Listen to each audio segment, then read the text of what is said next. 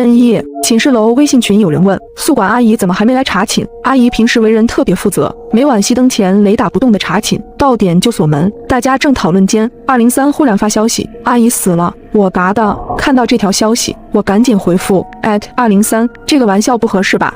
虽然宿管阿姨严厉了点，可这么咒别人，我觉得挺不好的。我发完，其他女生也跟着纷纷吐槽。502@203，大半夜的别吓人，我胆子小。501，就是啊，我回来的时候还看到他了。303，有病。我们这栋楼住的都是大4临近毕业的学生，虽然有5层，但实际上只有几间宿舍住了人。我找的实习单位离学校很近，便一直住校。在大家的一片指责后，我还是忍不住问了一句：@203，大半夜的你怎么开这种玩笑啊？是不是心情不好？难道是失恋了，或者毕业论文不顺利？我对203有点印象，她很漂亮，好像是艺术系的。我正想着，便见她又发了条消息：203，没开玩笑，真嘎了。说完，他在群里发了张照片，只见阿姨正坐在她的单人床上，她身上穿着的睡衣全是大片的血迹。最可怕的是宿管阿姨的脸，眼睛瞪得大大的，直勾勾地瞧着拍照的人。看完照片，我的心一下子提到了嗓子眼。203，他好端端的，为什么要嘎人呢？受到惊吓的不止我一个，一瞬间所有人都没再说话。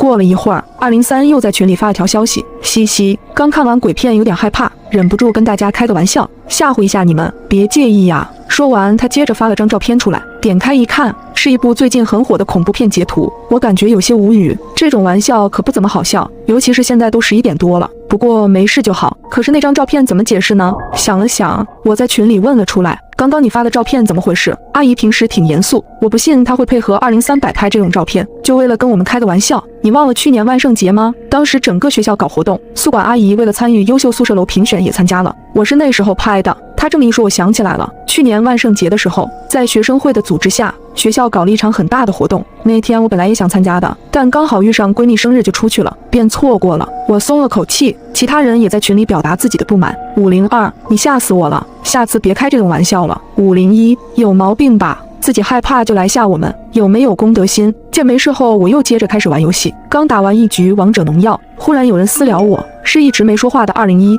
小将，我怀疑真的出事了。去年万圣节我跟宿管阿姨自拍过，我刚刚翻了照片，她那天穿的不是这身衣服。打开她发来的照片，我只觉眼前一黑。她说的没错，去年宿管阿姨穿的不是那套蓝色睡衣，而是白色的。照片里她身上和脸上虽然也是血迹斑斑，可是从她的血迹和妆容来看，能看出是化的妆。而刚刚203发的照片里，阿姨身上却很像真的血。我的心一下子又悬到了半空，我急忙去翻203刚刚发群里的照片，准备再仔细对比一下。只可惜在群里人骂完之后，他就火速撤回了。201，怎么办？要报警吗？可是没有证据，如果报警，警察来了之后发现虚惊一场，以后同学间见面难免尴尬。可不报警的话，万一是真的呢？要是宿管阿姨真的被203杀了，现在大半夜的，宿舍门也锁了，那我们其他人会不会是他下一个目标？思来想去，我忽然想到一件事，忙问201，你们系的辅导员是不是就住1楼？听说上个月因为教师宿舍满了，我们这栋暂时住进了一个新闻系的男辅导员。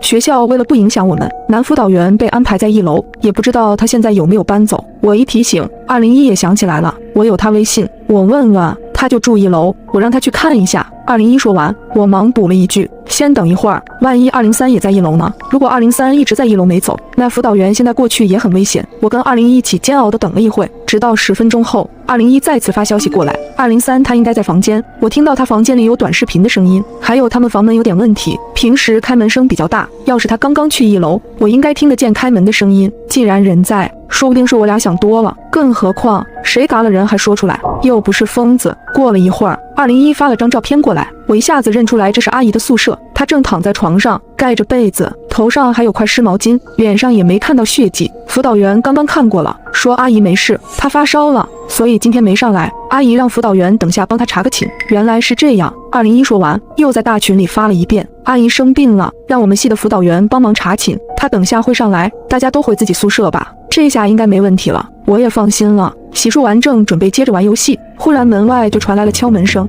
同学你好，查寝，麻烦开下门。好的，老师等一下。我正准备开门，忽然间又想起了一件事。学校规定，查寝要求必须男女老师共同一组，女生宿舍就由女老师进去检查卫生，男老师门口站着，反之亦然。有时候女老师有事，那么男老师就隔着门清点人数，一般不会进女生宿舍，我们也不需要开门。我记得楼下住的那个辅导员来学校好几年了，按理说他应该知道这个规矩的。想了想，我飞快地给201发了条消息：你们辅导员刚刚进你宿舍了吗？等了足足快1分钟，201都没回我。我正焦急着，敲门声又响了，咚咚咚，这次声音比刚才快了很多，似乎等在门口的人已经有些不耐烦。402的同学，你睡了吗？麻烦开下门。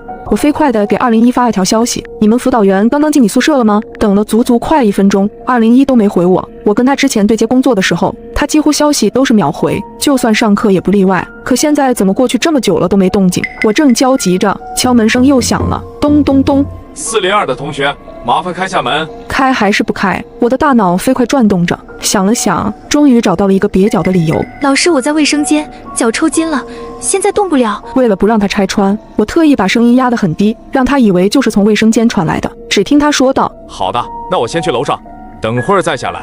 等到脚步声走远，我一下子冲到了卫生间，然后把门反锁。接着我开始给201打语音，响了半天都没人接，我的心一沉，难道真的出事了？我正准备报警，忽然201回消息了，进来了。他也去了203，说没什么异常。我刚刚洗澡去了，没看手机。想了想，我还是决定跟他打个语音，这样才放心些。刚准备打，忽然间我被拉进了一个新的群。我一看，群里有303、我501和502。一进群，我就看到303发了一条消息：小心201。我的心一紧，忙问为什么。303回我下去拿外卖的时候，看到他跟一个男人一起进来了。男人303接着发，我记得她有个男朋友，是校外的混混。我怀疑刚刚查寝的不是辅导员，是她男朋友。不是吧？我忍不住倒抽一口冷气，这也太匪夷所思了。想了想，我问他：你确定吗？刚刚辅导员进你宿舍没？没有，我不敢开门。看来他跟我一样，察觉出了不对劲。我俩说话的功夫，我发现501和502一直没动静，也不知道他们现在在干嘛。于是我忍不住提醒501、502，小心查寝的辅导员，不要给他开门。我话落，忽的楼上传来一阵惨叫声，不知是谁发出的，凄厉又急促。我的心一下子飞快跳动。501、502，你们还好吗？出什么事了？303，怎么了？402，你为什么这么问？看来他没有听到惨叫声。我正要接着说，501回话了，没事，我在看恐怖片。502跟我一起呢。502，对，我俩在一块儿。刚刚没看手机，辅导员已经查完寝下去了。502说完，在群里发了张照片。他拍的是501，只见501坐在凳子上，脸朝着笔记本方向。不对，怎么又是恐怖片？好端端的，今晚怎么个个都在看恐怖片？我正想着，303已经私聊我了，你刚刚怎么这么问？我忙回，我怀疑他们出事了。刚刚我听到了惨叫声。303，你赶紧来我这里，我们宿舍有2道锁，很安全。假如501和502真出事了，不管外头的辅导员是真是假，我现在都非常危险。这么看来，他宿舍是比我这里要安全点。我正焦虑间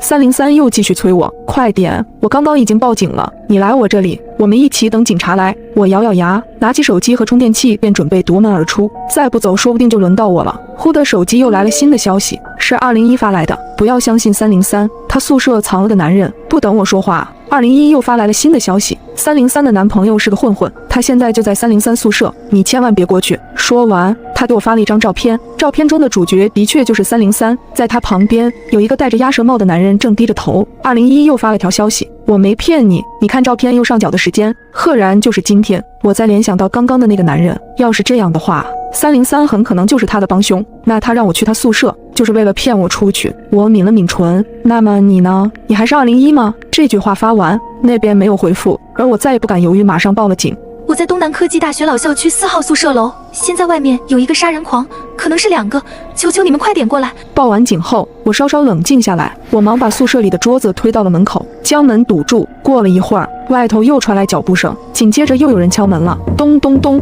同学，5楼查完了，麻烦你开下门吧。一想到501和502可能都被他嘎了，我吓得牙齿都在打颤。我战战兢兢地回：老师不用开门了吧？我们宿舍就我一个人，你也听到我的声音了，我现在很安全。我说完，门外的男人笑了一下，那笑声很轻，带着明晃晃的嘲讽。怎么不用？501和502也说不用查，结果你猜怎么着？我吓得头皮发麻，只能干巴巴地顺着他的话问：怎么了？没办法，既然他们不听话，不肯开门，我只好亲自开门进去了。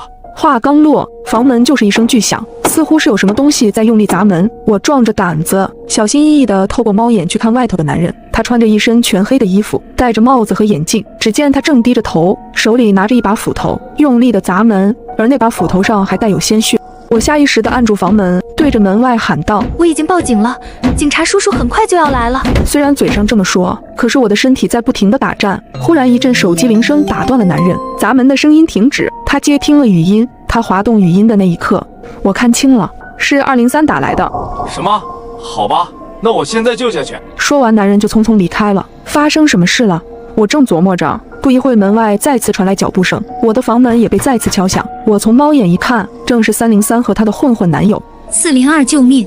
快开门，求求你了！怎么办？救还是不救？这是201再次给我发来了消息，不要开门，千万别给他们开门，外面危险。我正看着手机，只听门外303的男友发出了惊恐的声音：“你别过来，求求你，放过我吧！”接着传来一声惨叫。当我再次看向猫眼，发现303的男友已经倒在了血泊之中。嘎人的正是刚才那个拿着斧头的男人，而他身后跟着的人正是203。随后他又举起手中的斧头瞄准了303。深夜12点加班时，我们突然收到了一条短信：有杀人狂进入大楼，请不要擅自下楼。发件人是个陌生号码。一时间大家都愣了愣，坐在我旁边的王哥率先笑出来：“这是谁搞的恶作剧？就想让咱继续加班是吧？”他伸了个懒腰：“不管了，我要回家了。”王哥拎包下班。然而40分钟后，一个叫小美的女孩冷不丁地说：“不对，王哥为什么还在附近？”她刚刚想用蓝牙给旁边的同事传文件，结果搜索附近可共享的人时，发现了一个老王，这是王哥的手机。小美的神色变得不安。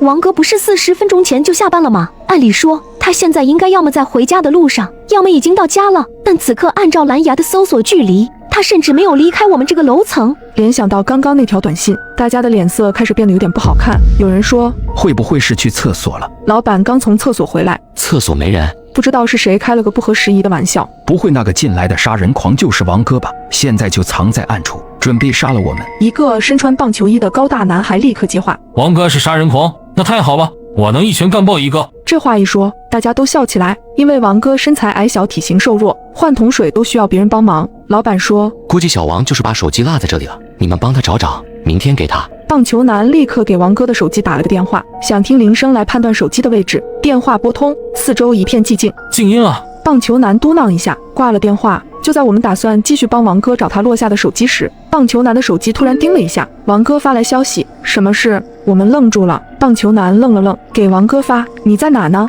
王哥回复：“我刚到家。”怎么了？看到这条消息，棒球男气不打一处来，还骗呢！我们都搜到你的蓝牙了，你在哪儿藏着呢？他打到一半，正要发送，手机却突然被小美抢了过去。别回，这个发消息的人不是王哥。小美抬起手，指着聊天界面：“你们看，王哥平时发消息从来不打标点符号，句子之间都是用空格隔开。”大家全都愣了愣，各自打开手机翻了翻，的确，王哥之前不打标点的。棒球男挠挠头，也许是他偶尔改变习惯呢。我思考片刻，拿过棒球男的手机给王哥发：“我有2箱水果要搬回家，本来想让你开车捎我一下呢。”王哥回得很快，刚才怎么不说明天吧？棒球哥松了口气，你看这句不就没标点了？我和小美对视一眼，脸色同时变得非常难看。中午吃饭的时候，我们2个刚和王哥闲聊过，他抱怨自己的车昨晚被追尾了，送去维修，这周都得坐地铁了，所以他开不了车。刚刚发消息的人一定不是王哥，而最可怕的是，上一条他还带标点，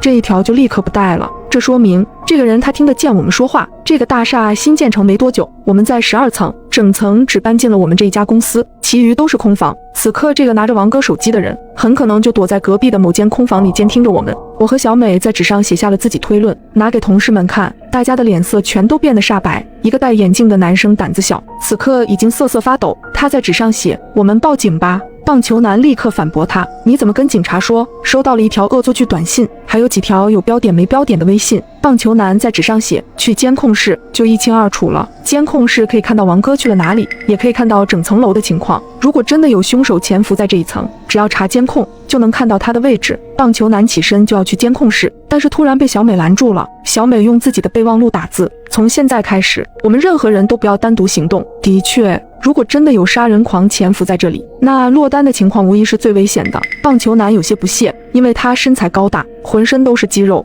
只有别人怕他，没有他怕别人的份儿。然而小美已经分好了组，我们留在公司加班的一共有6人，老板、王哥、棒球男、眼镜男、小美和我。现如今王哥不知所踪，还剩下的5人里，棒球男和眼镜男一起去监控室，剩下3人在原地等候。棒球男提出，眼镜这么怂，还是算了，老板跟我一起去吧。眼镜男本来就害怕，闻言更是求之不得，一个劲儿地往后躲。于是棒球男和老板一起打开公司的门，走进了昏暗的走廊中。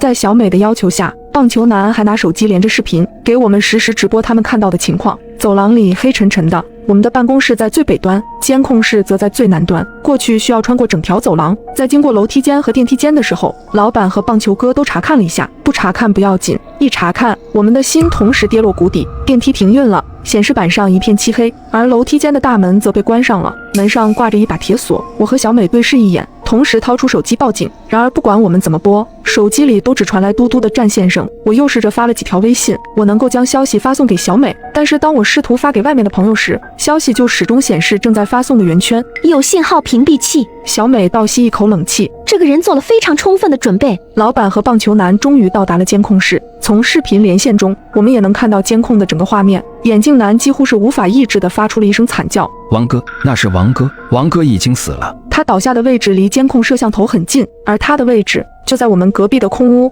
与我们只有1墙之隔。尸体已经找到了，那么凶手呢？监控室中几十个显示画面中全都空空荡荡，整层楼除了死去的王哥和我们5个外，并没有别人。也就是说，要么这个杀人狂是个鬼魂，要么杀王哥的人就在我们这些人当中。而就在同一瞬，手机里突然传来棒球男惊恐的喊声：“老板，你干什么？”下一秒，视频连线断了。几秒钟后，走廊那端突然传来了一声重响，响声之大，让所有人都狠狠哆嗦了一下。随后，微信群里弹出了棒球男的语音，他喘着粗气：“老板刚刚突然想杀我，还好我力气大，反应也快，他被我反杀了。我现在回去，你们都还在公司里吧？”随着语音一起被发到群里的，还有一张照片。监控室内，老板倒在地上，我强忍着恐惧，想要回复棒球男，然而小美一只手突然抓住了我。棒球男在撒谎，看出不对劲了吗？我狠狠抖了一下，我明白了，如果老板是在想要偷袭棒球男时被反杀，那么他应该是迎面被棒球男击中，但此刻老板的伤口是在脑后，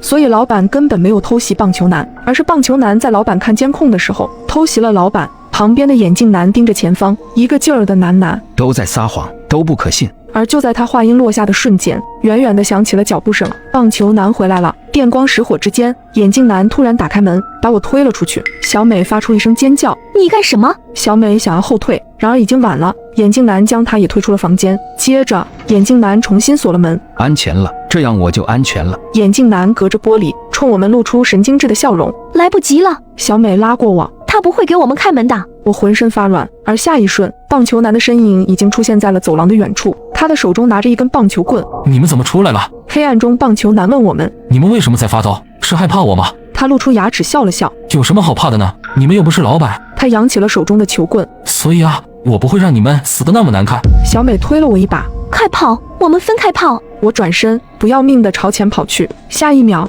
我便听见棒球男也跑了起来。他的猎物是我还是小美？我穿过整层大厦，跑到了最南面。监控室门敞开着，地上躺着的是老板。远处突然传来了一声钝器的重击声，伴随着女人撕心裂肺的惨叫。我的心骤然跌进了谷底。是小美被眼镜男抓住了吗？随后脚步声再度响起，他现在来杀我了，躲不过去，根本躲不过去，除非从楼上跳下去。等等，我知道自己该躲去哪里了。棒球男来了，拖着球棍，我屏住呼吸，用尽全身力气克制住自己不要发抖。此时此刻，我们之间的距离连3米都不到。走过去，快走过去！我在心里祈祷。眼看着棒球男就要从我身边走过，他却突然停了下来。我看到你了。他笑着说：“出来吧。”那一瞬间，我吓得几乎心脏停跳。片刻后，棒球男动了，他凑到监控室的显示屏前扫了一眼，没有发现我的身影。不可能啊！我听到他低声喃喃：“难道他跑这么快，已经到厕所了？还是说他又回公司了？”厕所是这个楼层唯一没有摄像头的死角，而公司里有桌子，人可以躲在后面避开摄像头。棒球男嘟囔着走了，在确认棒球男确实已经走远后，才猛地坐起身来。垃圾从我的脸上滑落，我大口呼吸着。我赌赢了，这是我唯一能躲过棒球男搜查的办法。棒球男不会想到，这具倒在血泊里、脸被垃圾盖住的尸体不是老板，是我。他没有想到我会忍着恐惧，换上老板的衣服躺进血泊，而真正的老板被我剥下衣服后，从12楼的窗口推了下去。看了一眼监控，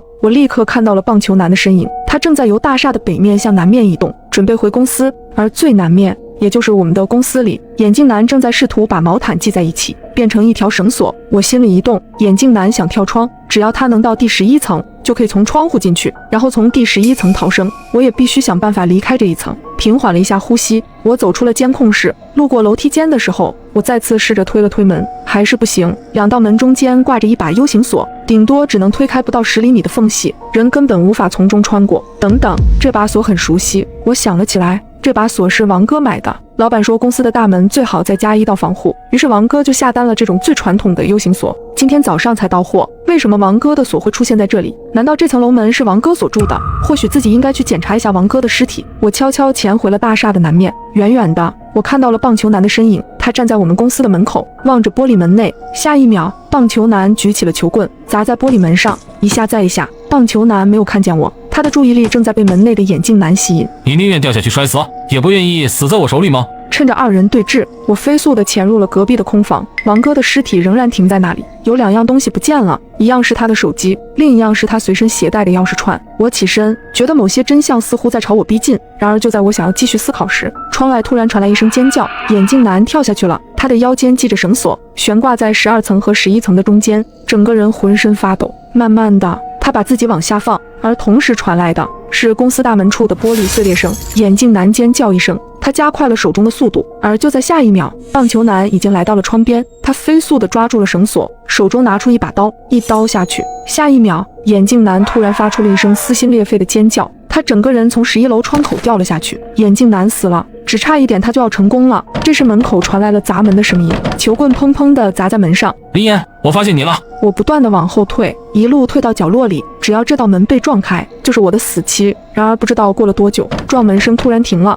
外面重新变得很安静。我以为棒球男砸累了，只是短暂的休息一下。然而5分钟过去了，10分钟过去了，20分钟过去了，门外再也没有传来任何声响。我走上前去，从门缝往外望了望，外面的走廊黑漆漆的，没有人。然而下一瞬，我便意识到不对，后退一步，我缓缓趴在了地上。下一秒，我和棒球男的眼睛对上了，他并没有离开，而是趴在地上，死死地盯着我看。我发出了一声惨叫，求求你放过我吧！你到底为什么要杀人？我没有得罪过你，我真的没有得罪过你啊！外面一片寂静，棒球男并没有做任何回答。突然，我觉得似乎有点不对劲，棒球男刚刚看我的眼神好奇怪。我趴下去，再一次的和棒球男对视了，他的眼睛仍然一眨不眨地盯着我。半分钟过去了，1分钟过去了，他始终没有眨动一下眼睛。我意识到他不会再眨眼了，他死了。不知道过了多久，我自己打开了门，黑色的血从他的鼻腔和嘴角流出来。棒球男像是中毒了。我来到了隔壁，玻璃门已经碎了，这里唯一多了的东西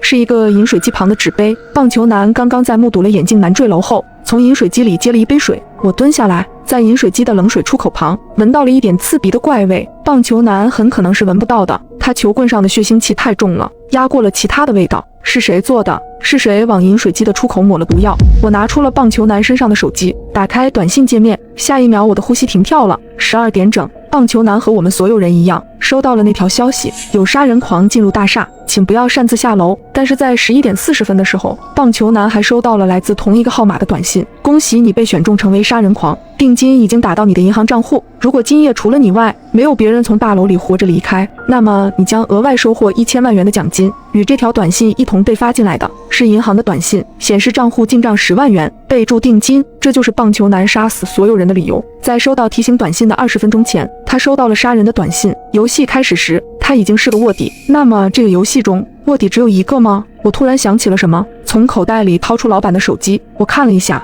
，12点进来一条短信，在之前11点50同时进来2条短信。原来如此，我终于触摸到了这一晚的真相。突然听到后面传来一个虚弱的声音：林岩，你还活着？我回过头去，看到了小美。小美没有死，在离开公司的那场追逐战里，她被棒球男的球棍扫到了左臂，整条胳膊瞬间不能动了。在她倒地后，棒球男扔下她，开始搜寻我，而她强忍着疼痛，爬进了厕所，躲进了洗手池下的死角里。小美说：我等了很久，棒球男一直没有出现，附近也没有脚步声，我就出来看了看，果然他死了。我怔了怔，你知道他会死？小美说：是我往饮水机里下的毒。听到这，我神经再次紧张起来，赶紧将自己手机上的短信内容藏了藏。看来今晚的游戏还没有结束。